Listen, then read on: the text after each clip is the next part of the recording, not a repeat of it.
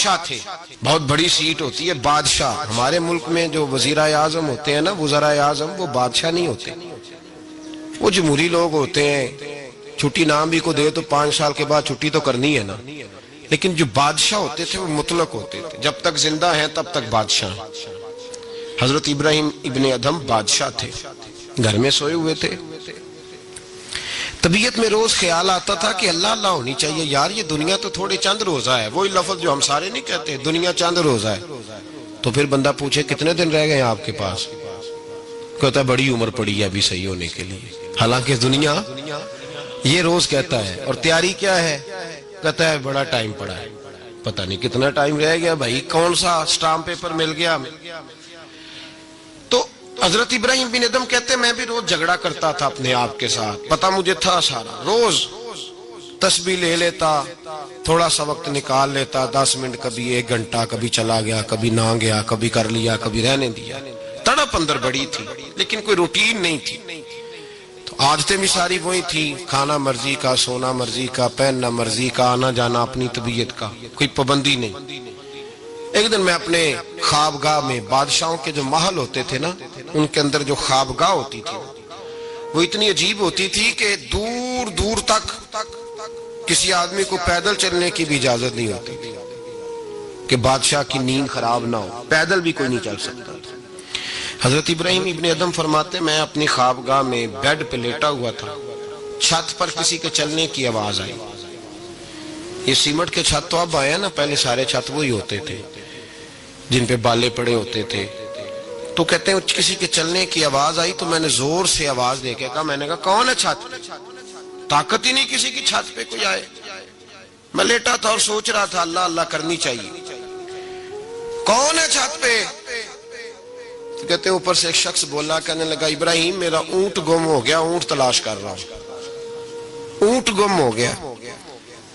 تو حضرت ابراہیم ابن ادھم فرمانے لگے تو بڑا بیوقوف ہے، اونٹ کا چھت پہ کیا کام؟ چھت پہ اونٹ کا کیا کام؟ تو کہتے ہیں وہ بندہ اوپر سے بولا، کہنے لگا ابراہیم میں نہیں بیوقوف، بیوقوف تو ہے. اگر چھت پہ اونٹ نہیں ملتا تو نرم نرم بستر پہ خدا بھی کوئی نہیں ملتا. یہ تو جہاں تو تلاش کر رہا ہے نا کہ ادھر ہی آ جائے گا تو بات بن جائے گی، یہاں بھی کوئی نہیں ملتا. اٹھ، کوئی پابندی کر، کوئی اللہ اللہ کر. تو بھی نرم نرم بستر پہ تلاش کر رہا، توڑ اس بت کو، باہر نکل، پتہ تجھے سارا ہے. حضرت ابراہیم ابن ادھم فرماتے میں باہر نکلا. جو اپنے وزیروں میں سے مجھے اللہ سے زیادہ ڈرنے والا لگا اس کے سپرد میں نے حکومت کی اور میں نے ٹاٹ کا لباس پہنا اور جنگل میں چلا گیا. تیری تلاش میں پھرا میں جنگل، پہاڑ اور دشت میں. فرماتے زندگی بتا دی. اللہ نے اتنا نوازا، اتنا نوازا. کیا فرماتے ہیں اگر میرے منہ سے نکل جاتا تھا نا اللہ دن بڑا گرم ہو گیا ہے، تو آپ فرماتے ہیں اسی وقت اللہ بارش عطا فرما دیتا تھا. پھر یہ حالات ہو. ایک دن بیٹھے تھے سوئی دھاگا لے کے دریا کنارے، کرتا تھوڑا پھٹ گیا تو اس کو سی رہے تھے. پرانے زمانے کا جو وزیر تھا وہ گھوڑے سے قریب سے گزرا تو کرتا سیتے دیکھا حضرت ابراہیم ابن ادھم رحمت اللہ علیہ کو. حضرت ابراہیم ابن ادھم سی رہے تھے تو وزیر آیا، دیکھا اور دیکھ کے کہنے لگا حضور دیکھیں نا آپ کتنے پریشان ہیں، کرتا سی کے دینے والا بھی کوئی نہیں.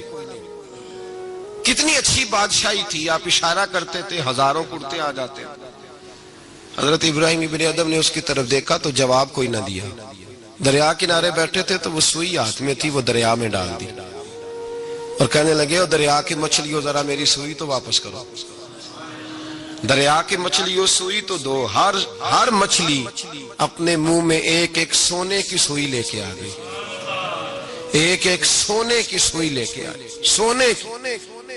سونے کی سوئی لے کے آئی. حضرت ابراہیم ابن ادھم فرمانے لگے اور جانے دو یہ سونے کو تو میں لات مار کے آیا ہوں، مجھے میرے والی سوئی دو، وہ جو زنگ آلود تھی. تو ایک مچھلی وہ سوئی لے کے آئی، آپ نے پکڑی اور پھر دیکھا وزیر کی طرف، کہنے لگے وہ بادشاہی اچھی تھی یا یہ بادشاہی اچھی ہے؟ حضرت بایزید بستامی رحمت اللہ علیہ کا زمانہ مبارکہ تھا تو ایک یہودی اور مسلمان کا دوستانہ تھا. تو وہ یہودی سے وہ مسلمان دوست روز کہتا تو مسلمان ہو جا، وہ ٹال دیتا، کہتا چل یار ٹھیک ہے انشاءاللہ خیر ہو جائے گی. جس طرح انسان ٹال مٹول کرتا ہے نا اپنے جملوں میں وہ ٹالتا. وہ کہتا ہے نہیں یار تو مسلمان ہو جا, تو میرے دین میں آ جا, میرا دوستانہ بھی ہے, پیار بھی ہے, تعلق بھی ہے, میں چاہتا ہوں مذہب بھی ایک ہو جائے, عقیدہ اور نظریہ بھی, تو مسلمان ہو جا. جب اس نے کئی دنوں اصرار کیا اور بات کو نہ چھوڑا تو یہودی بول پڑا, کہنے لگا یار میں نے 2 اسلام دیکھے ہیں, بتا کون سا اختیار کر. دیکھے کہ 2 اسلام کون سے؟ کہنے لگا ایک اسلام وہ ہے جس پہ تو عمل کرتا ہے, اور ایک اسلام وہ ہے جس پہ حضرت بایزید بسطامی عمل کرتے ہیں. میں نے 2 اسلام دیکھے. ایک میں نے تجھے دیکھا ہے کہ میں شراب پیتا ہوں تو معاذ اللہ تو بھی میرے ساتھ پیتا ہے حالانکہ تو مسلمان ہے. اگر میں جوا کھانے جاتا ہوں تو بھی میرے ساتھ جاتا ہے حالانکہ تو مسلمان ہے. اگر میں جھوٹ بول رہا ہوتا ہوں تو 10 مجھ سے بڑھ کے بولتا ہے حالانکہ تو مسلمان ہے. اگر میں چوک میں کھڑے ہو کر معاذ اللہ بہن بیٹی بہو پہ گندی نظر ڈال رہا ہوتا ہوں تو بھی ڈال رہا ہوتا ہے حالانکہ تیرا دعویٰ ہے کہ تو مسلمان ہے. ہم دونوں پارٹنر ہیں, بزنس کرتے, جہاں سے حرام کمائی میں کھاتا ہوں تو بھی وہیں سے کھاتا ہے حالانکہ تو مسلمان ہے. کہنے لگا ایک اسلام تیرا ہے اور ایک اسلام حضرت بایزید بسطامی کا ہے. اس کی میں نے نظر کو بھی پاک دیکھا ہے, جسم کو بھی پاک دیکھا ہے, روح کو بھی پاک دیکھا ہے.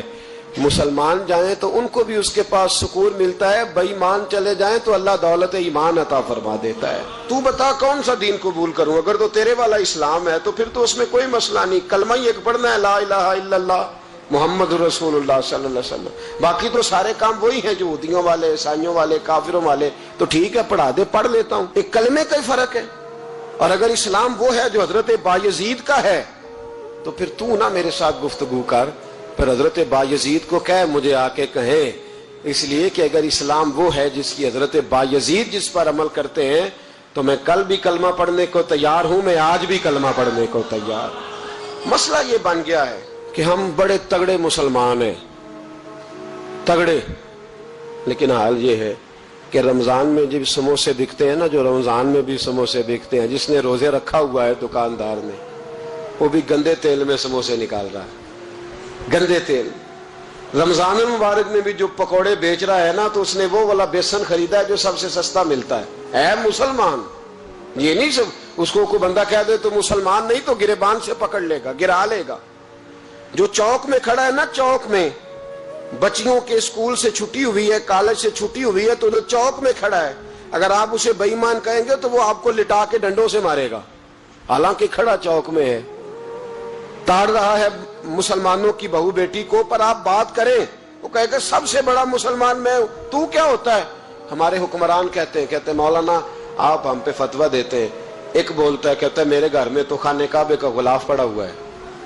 ایک کہتا ہے میرے پاس تو مسجد نبوی شریف میں جو صفائی ہوئی تو وہاں سے انہوں نے جو ریاض الجنہ کا قلین اٹھایا وہ میرے پاس پڑا ہے. ایک پاکستان کا صدر ایسا بھی گزرا ہے, کہتا ہے مجھ سے زیادہ نیک کون ہوگا, میں تو 6 دفعہ کعبے کے اندر گیا ہوں. یہ اعلان کرتے ہیں.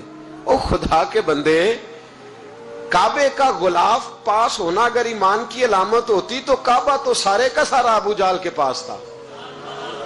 اگر مسجد نبوی کا قلین پاس ہونا علامت ایمان ہے تو عبداللہ بن ابی سلول جو منافقوں کا سردار تھا, وہ تو 5 نمازیں نبی پاک کے پیچھے پڑھتا تھا, تو رہتا ہی ریاض الجنہ میں تھا.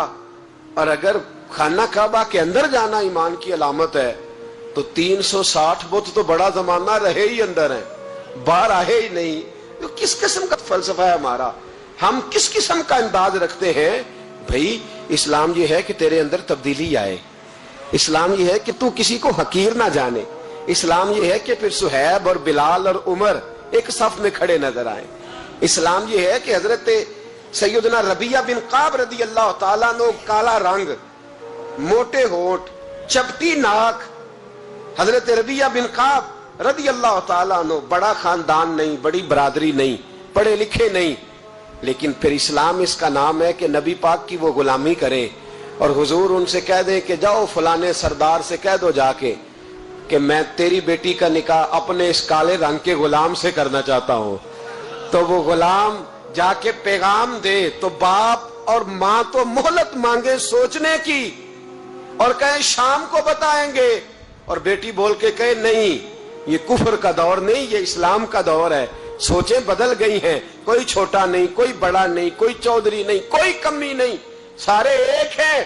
اور بیٹی بول کے کہے ابا جی میری فکر نہ کرو, اگر نبی پاک نے کالے رنگ کے حبشی غلام کا رشتہ بھیجا ہے تو آپ مجھ پر زیادہ مہربان نہیں، میرا رسول مجھ پر زیادہ مہربان ہے، آپ مجھے بھیجیں، میں اسی کے ساتھ نکاح کروں گی، مجھے امید ہے رب رسول مجھے ضائع نہیں کر۔ پھر سوچیں بدل جائیں۔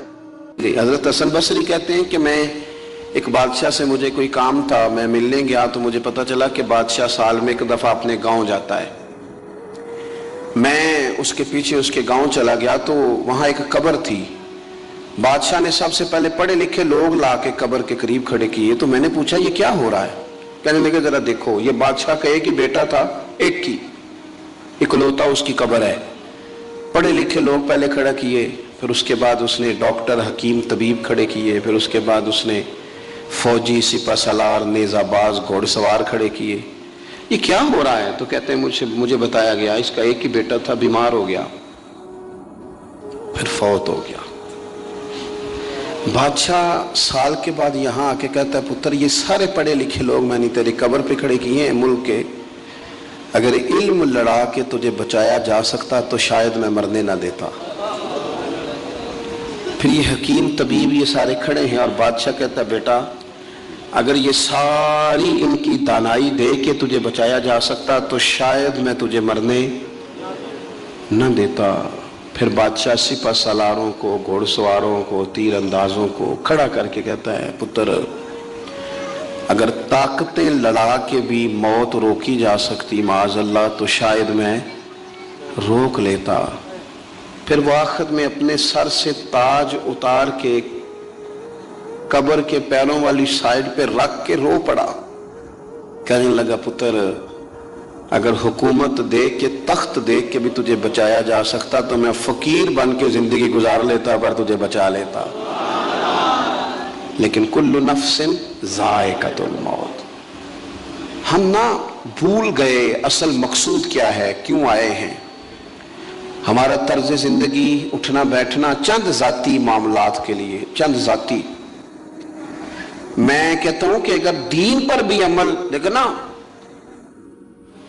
وظیفہ پڑھنے سے روزی میں برکت ہوتی ہے شک کوئی نہیں، صدقہ دینے سے بلائیں دور ہوتی ہیں شک، بالکل ٹھیک باتیں اپنی جگہ پہ۔ کیا صدقہ رب راضی کرنے کے لیے دینا ہے کہ بلا دور کرنے کے لیے؟ شک کوئی نہیں اس میں کہ آپ اللہ کی راہ میں خیرات کریں گے تو روزی میں برکت ہوگی، تو آج آ کے وہ وظیفہ بھی صرف روزی میں برکت کے لیے ہی پڑھنا ہے؟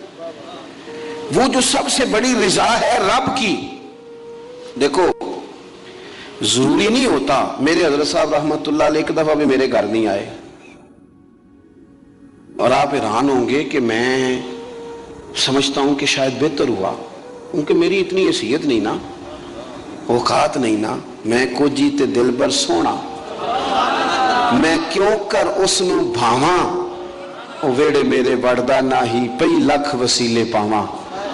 میں سمجھتا ہوں کہ اگر ان کی بات مان لی، ان کے طریقے پہ عمل کر لیا، ان کی کوئی رضا مل گئی اپنے بزرگوں کی، اساتذہ کی، تو یہ زیادہ ضروری کام ہے، یا زیادہ ضروری کام یہ ہے کہ فوٹو ساتھ آ جائے، یا زیادہ ضروری کام یہ ہے کہ وہ کسی جگہ ریکارڈڈ، باقاعدہ ریکارڈڈ میری تعریف کر دے کہ بلے بلے؟ یہ تو ٹھیک ہی نہیں۔ چیزوں کو جب تک ان کی اصل میں نہیں لیا جاتا، اصول میں، اتنی دیر تک معاملات بہتر۔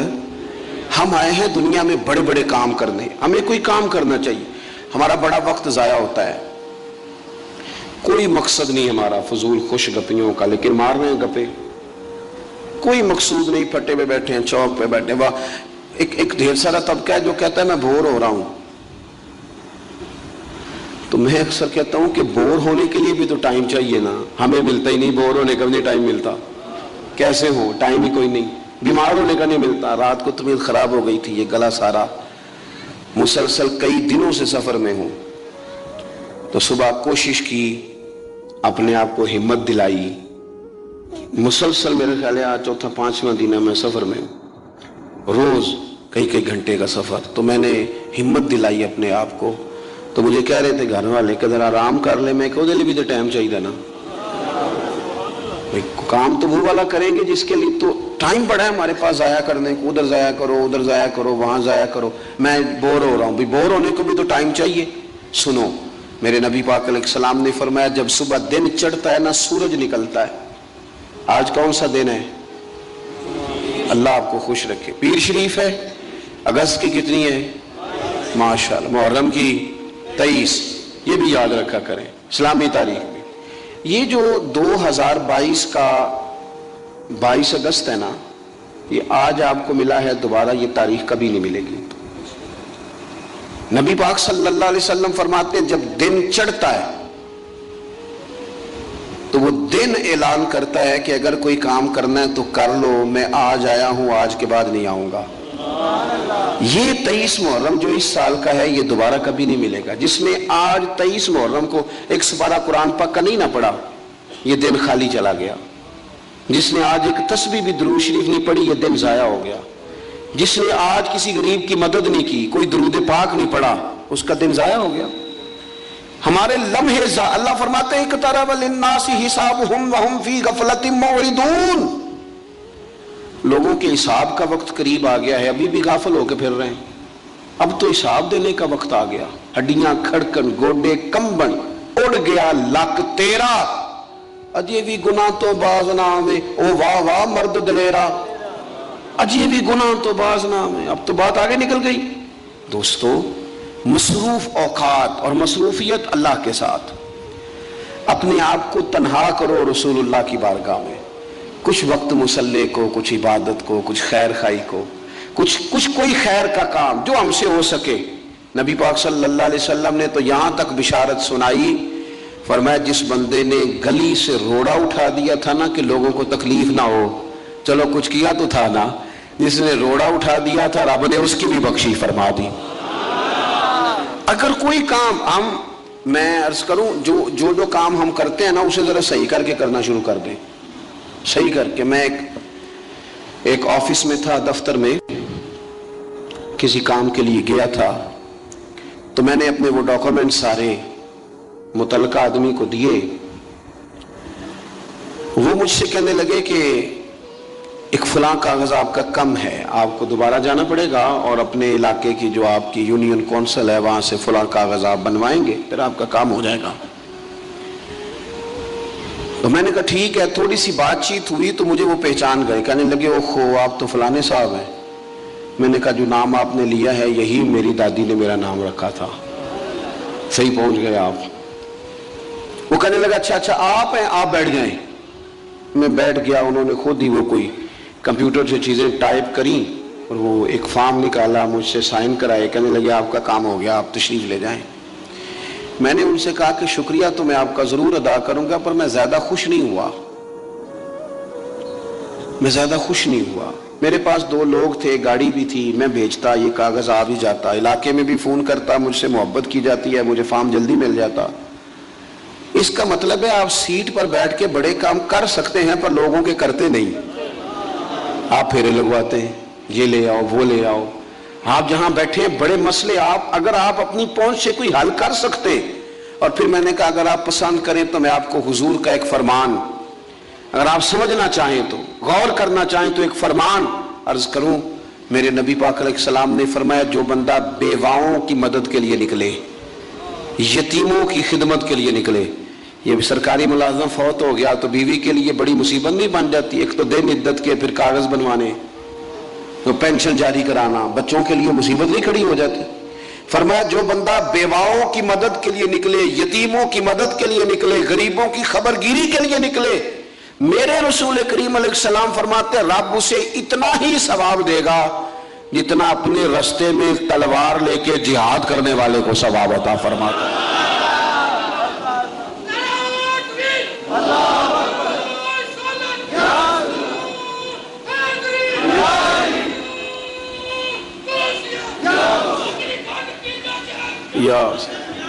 آپ صاحب بڑے درویش بندے، اللہ انہیں سلامت رکھے، اللہ ان کو جزائے خیر عطا فرمائے۔ آپ توجہ کریں جی، بس بات میں نے بڑی جلدی ختم کر دینی ہے۔ تو کوئی بہترین عمل زندگی میں، کوئی کار خیر جو ہم سے ممکن ہو سکے اپنی زندگی میں ضرور کریں۔ کوئی ایسا کام کر جائے، کوئی ایسا کام دیکھیں نا، نبی پاک علیہ السلام نے فرمایا آپ میری طرف دیکھیں جی، تھوڑے تھوڑے آگے ہو جائیں، نہیں پیچھے دیکھے نہیں، اوہو کہا کچھ ہے کر کچھ رہے ہیں۔ میں نے کہا ایک ایک قدم آگے ہو جائیں جتنا ہو سکتے ہیں۔ اچھا آگے ہونے کو کہا، پیچھے دیکھنا شروع کر دیا۔ اب آپ بولنے نہیں جی، میں جو بول پڑا ہوں، اب وہ پیچھے جانے دے دوستوں کو, پیچھے کی طرف دیکھیں جی, ادھر جائیں, ادھر پیچھے سے آئیں. اللہ خوش رکھے, گردنیں پھلانگنا منع ہوتا ہے. پیچھے جا کے جہاں جگہ بنتی ہے وہاں آپ تشریف رکھیں.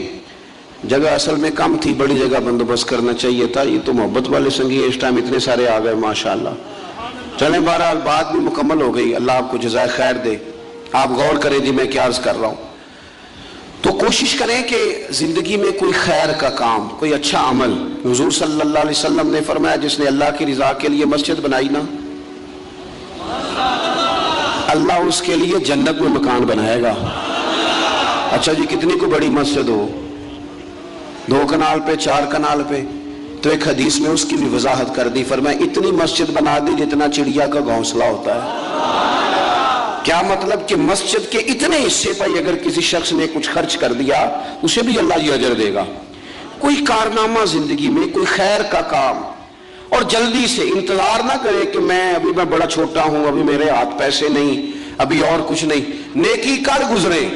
اللہ کے محبوب علیہ السلام نے فرمایا نیکی کو چھوٹا نہیں سمجھنا, کچھ نہیں نہ ہو سکتا تو تلخیاں چھوڑ دو, اپنے بھائی سے مسکرا کے میں نہیں لیا کرو, دوست احباب سے ہنس کے ملو, اسی سے برکت ہو جائے گی. بہترین عمل کوئی کار ہے نمایاں, اور یہ ضروری نہیں آپ کے کام کا نتیجہ آپ کو فوراً مل جائے, کچھ نتیجے قیامت میں بھی ملیں گے. نبی پاک علیہ السلام نے نا صحابہ کرام علیہم رضوان کو حج کی فضیلت بتائی. کعبے کا طواف کرنے کا یہ ثواب ہے, حجر اسود کو چومنے کا یہ ثواب ہے, مینا, مزدلفہ, عرفات, سعی, طواف, سب کے حضور نے فضائل بیان کیے. تو یہ جو جمرات پر رمی کی جاتی ہے نا, جس کو اپنی زبان میں ہم کہتے ہیں شیطان کو کنکر مارنا, اس کی فضیلت نہیں سنائی. تو نبی پاک علیہ السلام سے صحابہ نے عرض کی یا رسول اللہ اس کی کیا فضیلت ہے؟ تو حضور نے فرمایا تو تمہیں قیامت کے دن پتہ چلے گا نا, جب یہ نیکی بھی تلے گی, کچھ رزلٹ قیامت میں نکلیں گے. عمل کر جائیں, یہ نہ کہیں سویرے امام حسین قربانی دے گئے لیکن یزید 4 سال پھر بھی حکومت کر گیا, لیکن ان کی قربانی کا حال یہ ہے کہ گلی گلی امام حسین کا پیغام عام ہو گیا. وہ 4 سال حکومت کر گیا پر کوئی اس کا وارث بننے کو تیار نہیں ہے. تو ضروری نہیں نتیجہ سویرے نکلے. عمل, وہ محمود غزنوی گزر رہے تھے نا, تو ایک بابا درخت لگا رہا تھا تو ہاتھ کانپ رہے تھے, لیکن کچھ کر تو رہا تھا نا, درخت لگاتا ہے ہاتھ کانپ رہے ہیں. تو محمود غزنوی قریب آئے, اچھا لگا, کہنے لگے بزرگوں نہ تو آپ ان کی چھاؤں میں بیٹھ سکیں گے درخت کی, نہ پھل کھا سکیں گے, تو اتنی محنت کیوں کر رہے ہیں؟ تو بابا جی بڑے سمجھدار تھے, مسکرا پڑے, کہنے لگے میں نہیں بھی پھل کھاؤں گا تو چلو میرے پوتے تو کھائیں گے نا, چلو میں نہیں کھاؤں گا, میں نہیں چھاؤں میں بیٹھوں گا تو کوئی مسافر ہی بیٹھ جائے گا, کوئی مجھے خیر ملے گی, مجھے امید ہے اللہ فضل کرے گا. خدا را اپنے آپ کو بے چین نہ کرو, بے قرار نہ کرو, بے سکون نہ کرو. رب کی یاد میں آ جاؤ, درود و سلام میں آ جاؤ, نعت کے حسن میں آؤ, تلاوت کی دنیا میں آؤ, سجدوں کے نور میں آؤ. آؤ کبھی کھول کے دل مسجد کی صفائیاں کریں. آؤ نہ کبھی کوئی بوڑھا, دادی, نانی, دادا, ان کے پاس بیٹھ کے پیر دبا کے اللہ کو راضی کریں. یہ کیف والی جگہ ہیں, یہ سرور والی جگہ. اتنی بے چین ہماری زندگی ہے, بے قرار ہے, تڑپتے ہوئے لوگ, لڑتے ہوئے لوگ, ایسے لگتا ہے اب ایک دوسرے کا گریبان تھام لیں گے. بے قرار, بے چین. کسی کو ملنے گئے ہیں کو آدھا گھنٹہ بیٹھنا پڑ گیا تو بڑی دقت میں ہے. اپنے آپ کو سکون دیں. آپ یقین کریں بڑا مزہ آتا ہے, کبھی کسی کا انتظار کرنا پڑے تو 2-4 تسبیح درود شریف پڑھی جاتی ہے, یعنی ذوق بن جاتا ہے کہ چلو اللہ نے موقع دیا ہے, کوئی سرکار کو یاد کر لیں, تنہائی مل گئی. ہمارا مزاج جس سختی کا شکار ہے, وہ سختی آہستہ آہستہ ہمیں زیادہ آزمائش میں ڈال گئی. تو میرے بھائی زندگی میں اطمینان حسن ہے, اور وہ سب سے زیادہ اللہ کی یاد میں ملتا ہے, وہ سب سے زیادہ رب کریم کے ذکر میں. سب سے زیادہ جو چاہتا ہے نا دل ٹھنڈا رہے, زبان میٹھی رہے, وہ مدینے والے محبوب پہ درود و سلام پڑھا کرے, وہ حضور پہ درود و سلام پڑھا کرے, زبان میٹھی رہے گی. میرا ذاتی تجربہ ہے کہ جو آدمی اپنے اخلاق سنوارنا چاہے وہ حضور پہ درود شریف پڑھے. جو اپنے اخلاق سنوارنا چاہے, طبیعت کو ٹھنڈا رکھنا چاہے, وہ درود شریف پڑھے, اس کا دل سکون میں آئے گا. اللہ تعالیٰ کے حضور دعا ہے مالک کریم ہمیں صحیح معنوں میں شریعت اسلامیہ کی تعلیمات پر عمل کی توفیق عطا فرمائے۔ آخر دعویٰ الحمدللہ رب العالمین۔